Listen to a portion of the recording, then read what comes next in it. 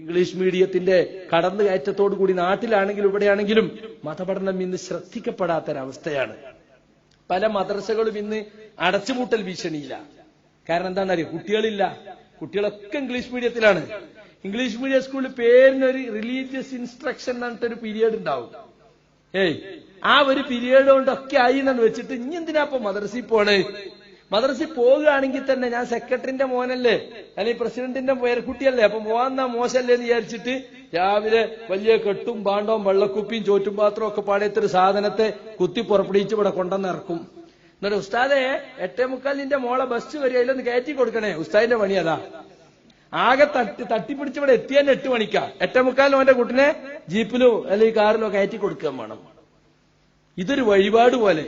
ചിലപ്പോ 7 മണി വരെ അവിടെ സ്കൂളിലെ ട്യൂഷനായിരിക്കും സുബൈ മുതൽക്ക്. അടിച്ച് കയറ്റുന്നേ ഈ ദുന്യാവിന്റെ വിജ്ഞാനം. മറ്റത് ആർക്കും വേണ്ട, ഒരു ചടങ്ങ് മാത്രം. മദ്രസകളിലൊന്നും കുട്ടികളില്ല. അതാ ഇപ്പോഴത്തെ അവസ്ഥ. ആർക്കും വേണ്ട, എല്ലാവരും ഇംഗ്ലീഷ് മീഡിയത്തിന്റെ പിന്നാലെയാണ്.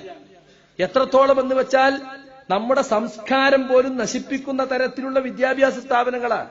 തട്ടിട്ട് വരാൻ പാടില്ല, ജുമാക്ക് പോകാൻ പാടില്ല. ക്രിസ്ത്യാനിന്റെ സ്കൂളാ. ഇപ്പൊ തലശ്ശേരി ഇപ്പൊ കഴിഞ്ഞ മാസം ഒരു വലിയ വിവാദം നിങ്ങൾ പലരും ശ്രദ്ധിച്ചു കാണും. തലശ്ശേരിയിൽ ഒരു ക്രിസ്ത്യൻ മാനേജ്മെന്റിന്റെ കീഴിലുള്ള ഒരു സ്കൂള്. അവിടെ കുട്ടികൾക്ക് തട്ടിടാൻ പാടില്ല, കുട്ടികളെ ജുമാക്കും കൂടി പറഞ്ഞേക്കൂല. വലിയ വിവാദം. ആളുകൾ അങ്ങോട്ട് സമരം ഇങ്ങോട്ട് സമരം, പെണ്ണുങ്ങളെ സമരം. എന്തിനായി സമരം ചെയ്യണേ? അച്ചായന്റെ സ്കൂളിൽ കൊണ്ടുപോയി ചേർക്കേണ്ട ആവശ്യമുണ്ടോ? ഇവരെ എഴുതി ഒപ്പിട്ട് കൊടുത്തിട്ടല്ല ഈ സ്കൂളിൽ എല്ലാ നിയമങ്ങളും ഞങ്ങൾ പാലിക്കുന്നു. അവർ സർക്കാരിന് ഒരു ഗ്രാന്റും വാങ്ങാത്ത പ്രൈവറ്റ് സ്ഥാപന. അവരൊന്നും ചെയ്യാൻ സാധിക്കൂല. എന്നിട്ട് PTA മീറ്റിംഗ് കൂടിയപ്പോ കുറച്ചാളുകൾ, അല്ലെങ്കിൽ എന്തിനാ ഈ സ്കൂൾ പോണ കുട്ടികൾക്ക് തട്ടം മക്കനെയും മഫ്തിയും? ആരാ മാപ്പിള കുട്ടികളായി ചോദിക്കണേ? എന്നിട്ട് അവര് തമ്മിൽ അടിയായി. കുറച്ചാൾ ഇറങ്ങിപ്പോന്ന് എല്ലാരും കുട്ടികളെ പിൻവലിച്ച സ്കൂളങ്ങ് പൂട്ടും. 70% മാപ്പിള കുട്ടികളാണ് പഠിക്കുന്നത്. പല അച്ചായന്മാരെ സ്കൂളിൽ താങ്ങിയിരുന്നത് നമ്മളാണ്. ഇവിടുന്ന് വിളിച്ചു പറയാണ് മറ്റേ സ്കൂളിൽ ചേർക്കണം, ആ സ്കൂളിൽ ചേർക്കണം. ചോദിച്ചപ്പോൾ ഇവിടെ നല്ല എഡ്യൂക്കേഷനാണ്. എന്തിനാണോ ഈ എഡ്യൂക്കേഷൻ? ഇസ്ലാമില്ലാത്ത എഡ്യൂക്കേഷൻ എന്തിനാ? ഇസ്ലാമിക വേഷം ധരിക്കാതെ പ്രായപൂർത്തിയെത്തിയ ഒരു പെൺകുട്ടി സ്കൂളിൽ പോയാൽ അതിന്റെ കുറ്റം നിങ്ങൾക്ക് ഉണ്ടാകും. നിസ്കരിക്കാൻ വരെ സൗകര്യമില്ല. ഒരാൾ എനിക്ക് ഫോൺ ചെയ്തു, എന്റെ മോള് +2 പഠിക്കാണ്. രാവിലെ 7 മണിക്ക് പോകും, വൈകുന്നേരം 7 മണിയൊന്നും തിരിച്ചെത്തുമ്പോ. അപ്പൊ ക്രിസ്ത്യാനിയുടെ സ്കൂളായതുകൊണ്ട് 100 ദിവസമൊന്നും നിസ്കരിക്കാൻ പറ്റൂല. മറ്റു മുസ്ലിം വീടുകളൊന്നും അതിന്റെ അടുത്തിൽ ഉണ്ടെങ്കിൽ തന്നെ ഇപ്പൊ പ്രായപൂർത്തിയായ പെൺകുട്ടികൾ അങ്ങനെ അന്യ വീട്ടിൽ പോയി കരിക്കാൻ പറ്റൂല. എന്താ ചെയ്യേണ്ടത്? വല്ല ഇളവും കിട്ടുമെന്നറിയാൻ എന്നെ വിളിക്കുക. ഞാൻ പറഞ്ഞു ഇന്ന് നിർത്തണം എന്റെ കുട്ടിയുടെ +2, ഇന്ന് നിർത്തണം. എന്താന്ന് ചോദിച്ചു. എടോ നിന്റെ കുട്ടിയെ +2 പഠിപ്പിച്ചോ എന്ന് അള്ള ചോദിക്കുക. നിന്റെ കുട്ടി 100 സ്കരിച്ചോ SS നിന്നോട് ചോദിക്കും, നിന്റെ മകളോടും ചോദിക്കും.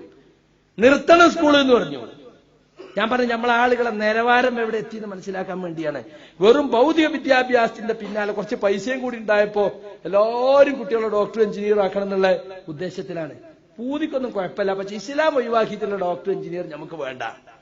അതേ ഞാൻ പറഞ്ഞിട്ടുള്ളൂ. ബാംഗ്ലൂരിലും ചെന്നൈയിലും മറ്റൊക്കെ കേരളത്തിലെ കുട്ടികളെ കൊണ്ടുപോയി ചേർക്കും.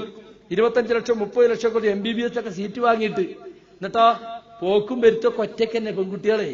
അത് ബാംഗ്ലൂർ യൂണിവേഴ്സിറ്റി ആരാണ് കയറ്റി കൊടുക്കും. ആരോ ഒപ്പം അതോടൊപ്പം പഠിക്കുന്ന കുട്ടികളൊക്കെ ഉണ്ടാവും. എന്നിട്ട് അവിടെ പോയി ഇറങ്ങും. ഓളിങ്ങോട്ടും അങ്ങനെ തന്നെ. എന്ന് മാത്രല്ല, 2 കൊല്ലം കഴിഞ്ഞിട്ട് ഓളന്നൊരു പുതിയാപ്പിളിനെ കണ്ടെത്തിയിട്ട് വാപ്പാനോട് ഒന്ന് പറയും ഒരാള് ശരിയായിട്ടുണ്ട്, നിക്കാവും ചെയ്തു കൊടുക്കും. ഒരു പോയത്തക്കാരൻ പറഞ്ഞെന്താണെന്നറിയോ? ഓന്റെ മോളെ കല്യാണത്തിന് ക്ഷണിക്കാൻ വന്നപ്പോ എന്താടോ ഇത്ര പെട്ടെന്ന് കല്യാണമായത്? എന്റെ മോള് പഠിക്കല്ലോ അവിടെ 2 കൊല്ലം. മോളവിടെ കൊണ്ടാക്കിയ പൈസ മുതലായി. ഞാൻ 25 ലക്ഷം 28 ലക്ഷത്തെ കൊടുത്ത് വാങ്ങിയതാണ്. അതിനത്ര മാർക്കൊന്നുമില്ല. തള്ളി കയറ്റിയ എന്താ? ഞാൻ അവളവിടെ ചേർത്തപ്പോ എന്റെ ഉദ്ദേശം നല്ലൊരു അലയൻസ് കിട്ടലായിരുന്നു. അത് കിട്ടി. കുട്ടി ഡോക്ടറാക്കലെന്നല്ല, ഒരു ഡോക്ടറെ പുതിയാപ്പിളെ കിട്ടാൻ വേണ്ടിയാണ്. അപ്പൊ മോളെ പോയി പ്രേമിച്ചോടി എന്ന് പറയണില്ല എന്ന് മാത്രം. എവിടെ എത്തി നമ്മളെ ഹൗമിന്റെ അവസ്ഥ ആലോചിച്ച് നോക്കി. നമ്മളെ കുട്ടികൾ ഏത് ഹോസ്റ്റലിലാ പഠിക്കണത്? എന്താ അവിടുത്തെ സ്ഥിതി? ഹോസ്റ്റലിലാണ്. ഹോസ്റ്റലായ പൂർണ്ണ സുരക്ഷിതത്വ. ആ ഗേറ്റിനുള്ളിൽ കടന്നാ ഓല് നോക്കുന്നല്ല, അതിന് പുറത്തിറങ്ങി ഓല് നോക്കുവോ? ആരപ്പാ പോണ് വരുന്ന്? എന്താ ബാംഗ്ലൂരൊക്കെ സ്ഥിതി? എന്താ സ്ഥിതി ഇതൊന്നും നമ്മൾ അന്വേഷിക്കുന്നുണ്ടോ? മാത്രല്ല നാട്ടിൽ തന്നെ പെൺകുട്ടികൾ പഠിക്കുന്ന സ്ഥാപനത്തെ കുറിച്ച് രക്ഷിതാക്കൾക്ക് അറിഞ്ഞൂടാ. അല്ല ഓക്കിരൊക്കെ നിങ്ങളെ മോളെവിടെയാ പഠിക്കണേ? അത് എനിക്കൊന്നും അറിയില്ല. അവിടെ ആ അങ്ങാടിയിൽ ആ ബസ് സ്റ്റാൻഡിന്റെ അപ്പുറത്തെ ആ ബിൽഡിങ്ങിന്റെ 3ാം നിലയിലേറ്റ് എന്താ കമ്പ്യൂട്ടറോ എനിക്കൊന്നും അറിഞ്ഞൂടാ. ഞാൻ 300 വെച്ചാൽ 300 കൊടുക്കും, 500 വെച്ചാൽ 500 കൊടുക്കും. എന്തിനാണ് ഇവനൊക്കെ വാപ്യാന്നും വല്യപ്പയാന്നൊക്കെ പറഞ്ഞ് നടക്കുന്നത്? എന്താ ഇവന്റെയൊക്കെ ഉത്തരവാദിത്വം? പെൺകുട്ടികളെ വളർത്തിയ വലിയ കൂലുണ്ട് ഇസ്ലാമില്, അല്ലേ? മനാല ജാരിയത്തൈനി ഹത്താ തബ്ലുഗ കുന്നലഹു സിത്രം മിനന്നാർ. രണ്ട് പെൺകുട്ടികളെ പ്രായപൂർത്തിയെത്തുന്നവരെ നല്ല നിലക്ക് പരിപാലിച്ചാൽ ആ പെൺകുട്ടികൾ നാളെ നരകത്തുന്നൊരു മറയായിരിക്കും.